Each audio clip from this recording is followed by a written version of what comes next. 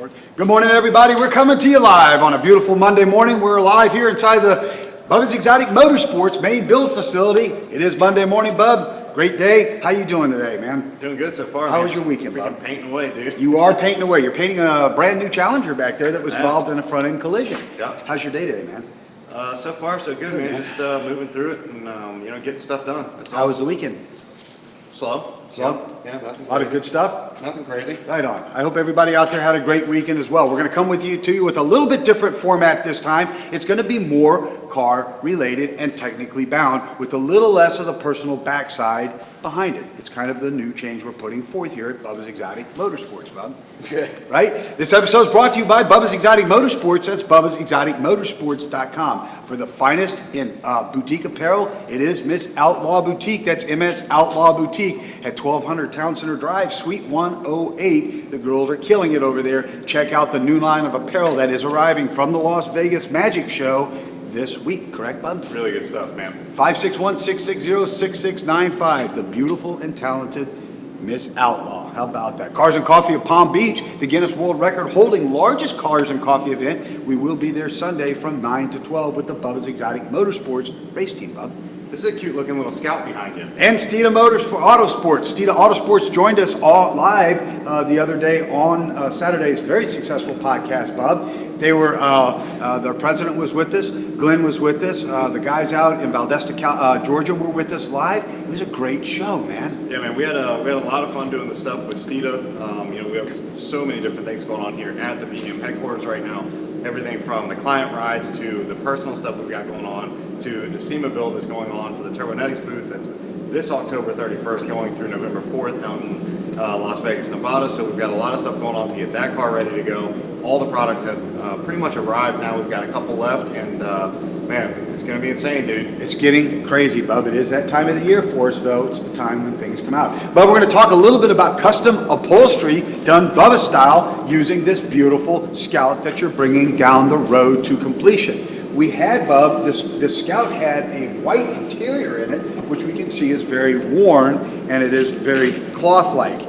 It's very thin. It was a very cheap build. We can see the foam that they use in here was very thin. Larry Williams will appreciate this out there above at Surfside. I mean, and we can see this is just cheap cloth, white, that shows everything from a dirt perspective. Pretty bad, actually. It was pretty bad, Bub. It was pretty bad. We also had the original seat frames here, Bub. This is kind of what the seat frames look like with a wood base that somebody had cut and put together on it. Let's step through this piece first, Bub. Yeah, man. So as you can see, this thing's been through a lot of years right here. This is probably this is 66. So yeah, 51 years right now, right? Something like that. I'll tell you what, man, this thing's been through a lot of work. A lot of people have sat in these seats. I guarantee you, man, you don't know what else is going on in these seats. You know what I'm saying? Right. But I'll tell you what, probably not too much going on in that back seat. Too, no, it's pretty little. But you're going to go through, and right now you've got the actual wood base bottom, the springs themselves, all of the actual hog rings that mount everything together. Then what you're going to do is layer this thing with a jute foam on top. This is actually going to get hog ring to it, so that your foam and all your materials don't pull through. This is going to give you a nice strong base to it as well. Then you're going to actually layer the seat. Now, this is just from a safety standpoint so that none of your materials get damaged. Then you're going to go ahead and layer that with your actual seat foaming. In this case, we're actually using a 2-inch hard foam, so it's a very, very nice pliable foam that is very comfortable. This is actually going to be, the entire outline of this is going to be the template that Greg has designed for the new pleats that you see in the seats, all of the way the stitch design is done. Once he's got these pieces laid out, as you can see, Greg is very step-by-step in the way he does his work. Yes. So he strips it down, he's got his pieces ready, he goes through and he literally templates every component off of his design that he makes. So he has, like this one, for example, would be that top bar that you're seeing on the rear seat there. This is going to be your top bar for the upright. This one is actually going to be your pleats that are going to mount to that top bar as well, running vertically, top and bottom. Those two will also get stitched together, and you guys can't really see it here, but there's actually marks that Greg puts on everything he does to line all of these notches up with every line so everything falls perfectly into place. So every seam, every stitch, every joint, every connection lines up dead on beautifully, not only from the panel design of the seat, but also from a stitch design from the tops to the bottoms. So your backrest to your bottoms, everything lines up perfectly centered, as you can see on this bench seat as well, laying on the bed or the tailgate of the truck. So your top lines literally run right into your bottom lines. It just lays out absolutely perfect. So, Bub, one of the things that we talk about is consistency and the ability to line things up properly. Let's show people what that is and what does that bring as an end product. Well, that's what you're looking at there. So you can see the templating, the way that Greg does the design. So now all he has to do when he sits down to sew these components together is literally take each material, line up those marks that he's done probably 2 and 3 and 4 times just to check them, confirm them, double check them. Then he makes sure everything is perfectly in line. Then when he sits down at that sewing machine, he rolls right through it and everything's spot on when it's done. And what you get is an end result that falls out like this. So you have every vertical line, whether it be a single stitch, whether it be a top sew, whether it be a French seam, everything as you come down that line lines up perfectly with its next set of lines, and it just is a perfect job in the end. So we can take, for example, this seat cover and show people what that end product will look like. We can see that the stitching is absolutely straight on. It's part of the quality of what Greg brings forth. We can see everything, all of his corners are well rounded. Everything is beautifully done here. The inside of the seat cover is just as beautiful as the outside, as we can see here. Everything is stitched beautifully. So when this is slid on, it gives a nice tight fit and finish. And this is the UV resistant, high grade, heavy grain leather-like vinyl that you're using, Bub, so it works in the South Florida beach area. Yeah, and the other thing too that that a lot of people don't really recognize and notice is when you do these custom upholstery jobs and you're designing stuff that truly there's no template for, especially in a case like this. Everything that Greg is doing, he's working off of his own personal design plus also his own skill set. You can't copy any of this. If you were to take this and just a lot of guys, like if you're doing stock replacement style seating, maybe just changing inserts from like leather or perforated to a suede, you can literally just cut the thread out of every one of these. You'll have a perfect template and you can mark them, sew them back in with your new materials and line everything back up and it comes out flawlessly. Not the case with this one. This one is no template. No template. You wouldn't want to copy this, right? Correct. Copying a dick, you just wouldn't want to copy this. Well, part of what we do here at Bub's Exotic Motorsports is we always take things to the next level, okay? So this seat cover fails by comparison at every level when you compare it to what's being done here. Mm-hmm. It's a much different thing. But let's talk a little bit about what we have laying on the floor here, and we'll pick it up for the audience to see. Yes, those are actually the seat frames. These are for the front seats.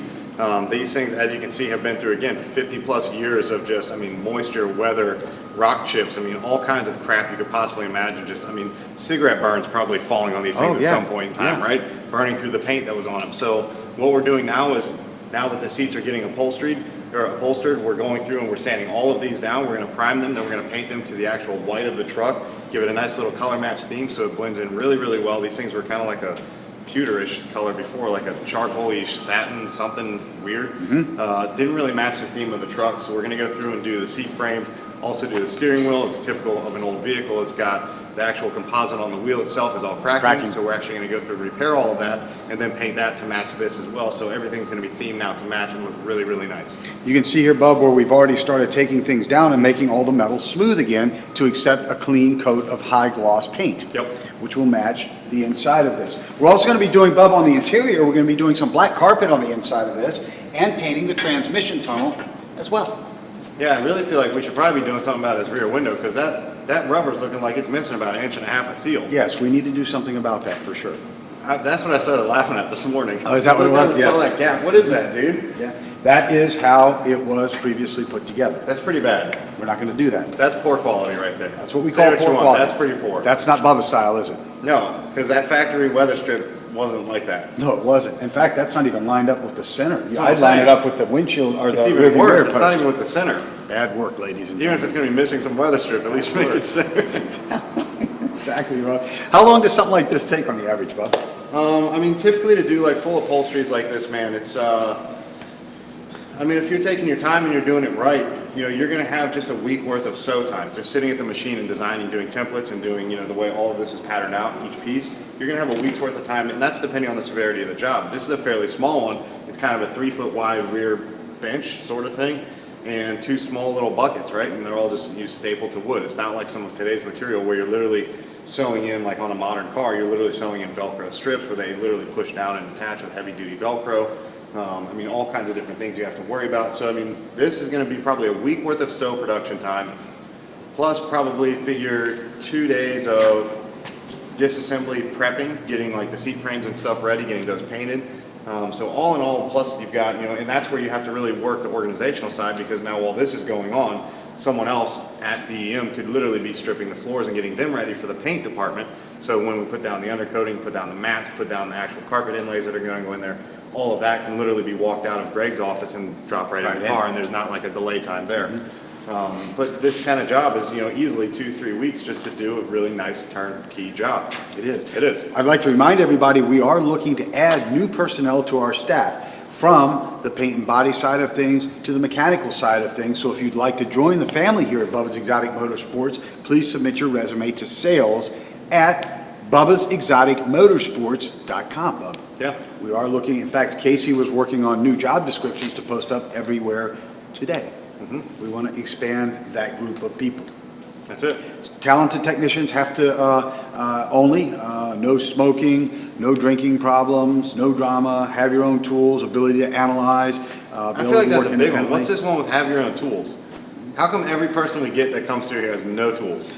It's funny too, because you've got about $265,000 in your box between the tools and the size of that box, and everybody thinks it's kind of like a community tool chest. Well, I worked for that sucker hard, dude. You've been working. It wasn't free. No. Man, I wish Snap-on gave it to me for free. You got a lot of money in that, man. Yeah. And every one of your tools is as clean as the day it was manufactured. It's because I try to keep them clean, but they get dirty. It's funny because we had the people come in from Germany last week who sat in behind the scenes with us, watched the show, and when they saw your box, he's actually a dentist. He was blown away at how clean and pristine everything about the way you work is. How about that, bro? Yep. That's good stuff, right? Yeah, I know you're going to be painting the chopper here. You've already got the flames laid out on that thing. Really looks good, bub. Yeah, this is actually almost the exact same color that we could do the seat on that chopper with the color of the flames we're putting on it now. That's interesting. Just saying, but it's I got paint coming up for it right now. I actually had to switch grades, man. That PPG Vibrance that we're shooting on that thing, it's man, that paint's expensive, dude. A lot of guys don't understand the cost of materials, especially in a paint job like this. This bike is literally 3 pieces. It's a front fender that I would say is what, maybe 20 inches, 18 inches long. Gas tank, same thing, maybe 18, 20, 22 inches long. Rear fender is for a 280, so it's probably, 13 inches wide, right? Not much size to these components, man, but in order to buy the materials to do it, so like this PPG Vibrance color I'm using, the client picked out this morning, it was a Orange Blast, right? So Orange Blast, kind of like if you had to visualize it in your head, it was from like, I'd say maybe like mid 2000s, 2004 through maybe 2008, 9. With GM, they had like, it was on their, what did they put that on? Like the Z06 Corvettes. Yes, that would be correct, yeah. I think they called it Sunburnt Orange or something like that. Yeah. Maybe that was Mopar's version of it that they did on the SRTs. I remember the name. It was like an orange kind of gold glow. It had a beautiful color to it, right? So this color like that from PPG is very similar, but it's a 3-stage paint. So you're literally laying down a base coat, then you're laying down your tint coat, then you're laying down your clear coat on top of that. This one I called about this morning, literally the client picked, so just for a pint, like literally a pint, is $296 for one freaking pint of this stuff. So I literally was like, no, I'm going to switch, because that's absurd. You can't put, by the time you literally think, we're literally shooting 3-stage every step, and we're already probably 14 coats into this thing. Probably more than that. I haven't even put on the flames or the striping yet. You're at 20 plus coats at all these pints, man. Before you know it, you're at $2,000 in freaking paint, and you haven't even finished the job, Well, people don't understand. That's why motorcycle tins are so expensive. They're very expensive, yeah. If you want custom colors, yeah, most people will take them off. You paint them like a black or a red, okay, fine. A couple $100 here and there. But when you're shooting custom colors like this, you guys wait to see that on our Instagram. It's gonna look really, really cool when it's done, man. But I literally switch because I'm not gonna let the client pay for that. That's stupid. $290 for a pint of paint when typically they're in like the $100 range. That was 3 times the amount of what they typically cost for a pint. So I actually switched. I went to a color that's very, very close. It's still in the Vibrance line, but it just had a different base coat to it. This other one was like a silver pearl base coat that, man, it's just the colors and the additives that they put in it, crazy. But you're also, Bubba, master at laying down different base coats than a gray so that you get a hue that pulls through the next more transparent coat or color. Yeah, those are all just guidelines, man. They're all go-tos. So you can grab the chart book and you can just flip through it and be like, I want this exact color. Or maybe sometimes each one of those, those colors look really good. They pop really strong, but granted, you're looking at something that's mass production. It's your go-to. It's just everybody can do it at any paint mixing supply house. So this, in this case, like what we did, especially on like the candy red I threw down, I actually threw down a Romanesque red on top of that. So it's kind of like a red kind of gold tint hue to it. So as long as you record what you're doing, it's easy for anyone else to ever go back to fix it if they need to. Yeah. But always using like a go-to of like, hey, this is my paint code. That's the best way to go, because if you ever do get a scratch or damage, anyone can ever just go and blend right into that if they're good. Speaking of which, the crew chief for Chip Ganassi's Formula One team, European Formula One team, called. You did a beautiful job on his BMW. He scratched the sunroof trying to get it in. He's bringing it back in for a repaint. Stop, dude. Yes. Come on. He could have just left it here for one of these clowns to scratch it. Yeah, exactly. Stick it over the other BMW. Yeah, scratch it up. Scratch it up over there. Because who cares, man? So, Pretty good paint, man, I tell you. Yeah, it's coming back in to have a coat of paint. Paint's tricky, dude. Paint's it not only tricky, takes a long time to do it, but man, you got to go really slow once it's done. Yeah. Really slow, because you scratch that crap like that. Well, I knew there was issues because he was looking for touch-up paint last week, and some of these things you can't just touch up. The quality of what you lay out here is absolutely stunning. You got to take your time and do it right. I mean, even this Challenger we're shooting, I was literally, as I was shooting it, so going from the outside of these fenders on this car, which is base coat, clear coat, it was like a PX8 was the coat on this car. It's just brilliant black, right? So pretty easy. No metallic flake, just black with clear. So I'm shooting the outside of the fenders, and you shoot the inside of the fender lip where, when you open the hood, it's like in your jams. So you shoot the inside of that fender lip. However, you don't, in this case, like you're not going to take and re-clear that entire lip again, right? So if you did, what would happen is when somebody else opens the hood, maybe at a car show, anything, what you're going to do is look in, you're going to see this inner fender well is going to be completely clear coated, but the rest of the car that has, that was from like mass production coming down the assembly line is almost like an overspray of kind of like a clear, dull, satin, flat, and then it's just your your black paint. So I was literally, as I was shooting that fender, I was literally going out and checking the car to the other side to see how deep I need to make that clear fade to the inner fender well, just so it looks really good. So once it's put back on the car, when you open the hood, it doesn't look like, hey, obvious problem, there's been a hit on the side of the car. Well done, Bub. That's quality and detail you put into everything here at Bubba's Exotic Motorsports. It doesn't matter what you touch. And ironically, now that you mentioned that, when I walked back into our paint facility, I was looking at it as the fender was hung. I saw where you were doing that graduation. Now I know it was very intentional. Well, thank you for sharing that with us. Yeah, that was it. Pretty cool, man. Yep. That's good stuff. So we got a lot going on here at BM, dude, I'm telling you, man. I mean, everything from Greg in the upholstery office. He's all over the place, too. He's not only doing upholstery. No, he's extremely good. He's all over the freaking paint body shop. So I mean, he's been everywhere this past couple of weeks. We just have so much stuff going on. I mean, the cars are literally rolling out of paint now, lining up here in the main build facility. Craig's in the background doing something with, I don't know, what's he even doing on a Dodge Dakota? Putting a steering rack in it. Is he? Yes. It's going to be upside down. It'll be right-hand drive by the time. That's exactly right. Why does this thing turn right but go left, right? Typical Craig, man. Sometimes it happens that way, ladies and gentlemen. So, Bub, we're going to jump out of this segment. Another great quality segment, man.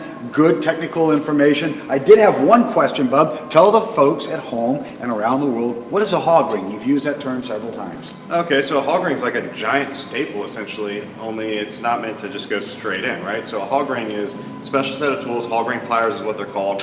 Kind of shaped like a U or a V. I'm going to go with a U. U, more of a U. All right, so you have this semicircle U, V, X, W without an extra Y side on it. So you have this literally, it's like a heavy piece of steel, probably 1/8 inch in diameter, maybe a little smaller than that. And what you do is it comes to you that looks like just a normal old staple, right? Like you would take and just hammer it into the ground. You take this piece and you put a set of pliers around either side of it, and as you squeeze it, the natural bend that it has, of course, like the U shape, the natural bend, when you squeeze it, allows it to close in, and it pinches two things together. So it's almost, man, if you had to describe it, it's almost like that thick stitch that goes through a baseball glove, right? That holds two pieces of material together, kind of like that. It's just a huge steel U-style metal ring that just squeezes together, and it holds either material to a frame or foaming to the actual brackets, where you wouldn't have any other way of doing this. What else would join these two pieces together? Yeah. I was going to sneeze. God bless you. Too much clear coat. Yeah, so I mean, like this case, for You've gone to snorting clear coat now? Not snorting, I just breathe it. Oh, okay. You wouldn't take, for example, like if you wanted to attach this to here, you're not just going to glue it on and then leave it all floppy loose, right? The glue's going to break down, it's going to move over time. You can't take thread and thread it down. That's just going to take you all freaking day. You can take hog rings, which you clamp to one side and go right down here, and you can put the other side right behind the steel wire, and you squeeze it together and it locks it in place. Keeps it in place. Still allows for a little flexibility if it needs to move, turn, twist, and it's not going to rip the material. Perfect, and it's super, super strong. And that's what we call hog rings, Bub. That's it. Right? Or use. or collapsible U's. Or W's without the other side. That's like a W without Yes. cut it in half. I hear Craig pulling up on one of the Harleys out there. Probably. He's out riding around. I'm sure he is. Yep. Well, that's going to do it for this edition of Doing It Bubba Style. We're going to step out of here, let you get back to work. It's almost lunchtime here on the East Coast. Everybody go out there and watch that solar eclipse. If you cannot buy the quote-unquote funny glasses, those of us who remember the eclipse of 1975, and I'm not dating myself here. It was 79, dude. 79, I sorry. just Google searched it. I was inside reading about a lunar eclipse versus a solar eclipse and what the difference was and where the moon's position, where the earth goes and where this other thing goes. Did you see, Bub, the eclipse that Mark Brown sent over to us today? I did, yes, of the lunar eclipse. I saw this. Not good, ladies and gentlemen. Yeah, it was one fuzzy eclipse. Yes, it was a fuzzy eclipse, and we'll just leave it there, shall we? Anyways, ladies and gentlemen, if you do want to go see the eclipse, you can do it by making what's called a pinhole camera. Google that, Bub. It is Pinhole camera? pinhole camera. And you will be able to see it if you cannot get the quote-unquote funny glasses. You do not want to wear regular sunglasses. Your eyes can still be damaged from the use of the sunglasses. They don't filter out the ultraviolet rays. I was just gonna, well, first off, I have a question, number one. I was waiting for that the whole episode. Perhaps your welding helmet would work. Yeah, it would work, but also, there we go, welding helmets would work. Yep. So that's a good one there, but also, here's my number one. Has anybody ever seen Bub's welding helmet? Let's show the world This the is my helmet. number one question. If the moon is going in front of the sun, right? Now hear me out on this for a second. If the sun is back here and it's the bright one, it's the one shining the light, I'm not an astrology major. and we're here, camera's the earth, right? So the earth is here, and the moon's coming around this way. See, you can tell I did my studying, right? So it's coming around this way. So if the moon, dark ball, blocks bright ball, where does the light come from? Comes That from around makes the us edge. hurt. The moon's smaller than the sun, so it's the ring around the moon.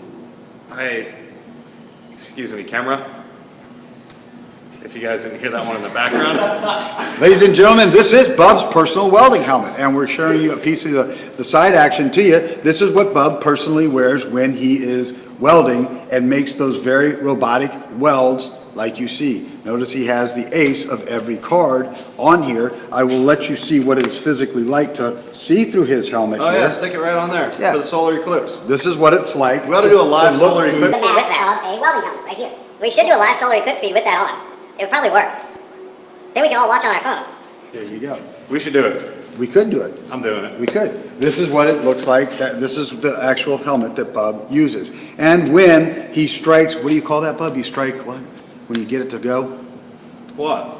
When the welding process starts. Well, yeah, just when you start welding. Okay, when you start welding, this actually tints itself, it automatically tints itself to a point where Bub only sees the pieces of metal, although very faintly, you have to have a very trained eye, and the vibrant blue spark, which is dulled down to nothing more than like a match. And he just follows that line through this welding helmet, and he can see. It's a very safe way to protect your eyes. I accidentally made the mistake several years ago of staring into a weld Bub was making, and it put me in the hospital for what, 2 days? Yeah, pretty stupid. Pretty stupid. I'll never forget that. I was laying in bed and it felt like sand was in my eyes. Yeah. Although not uncommon for me. No. Till tomorrow, Bub. Just keep on doing it Bubba style. This episode has been brought to you by Bubba's Exotic Motorsports. That's Bubba'sExoticMotorsports.com for the very finest and most special outlaw boutique apparel. It is Miss Outlaw Boutique, 561-660-6695. Visit Miss Outlaw Boutique on the web and on Facebook, Miss Outlaw Boutique. Cars and Coffee at Palm Beach, the Guinness World Record holding largest cars and coffee event. We will be there 9 to 12 at the Outlet Mall, exit 71 this Sunday with the race and rally team. Come see the tour bus, come see the rally team, come see it all. It's a really, really good time. And Steeda Autosports, thanks to all those guys out there, Steeda, Glenn, all those guys out there, big things are going to be coming. We've got a big conference call tomorrow. You guys may be seeing something from a race and rally perspective with Bubba's Exotic Motorsports and Steeda marrying up as well. Until tomorrow, people, let's keep on doing it Bubba style and make sure you reach out to touch somebody's life in a very positive manner today. Let's add something to our list. If someone just needs an ear and they need to talk, take the time to listen twice as much as you speak. That's why you have 2 ears and 1 mouth. Everybody has a position and you want to make sure that they're understood. Whether you agree with it or not, understand. If somebody's hands are full, open the door for them. If there's holes in the bottom of their shoes, Get a pair of shoes for them. Payless is cheap. And if they're hungry, feed them. McDonald's is right around the corner. Till tomorrow, let's keep on doing it Bubba style.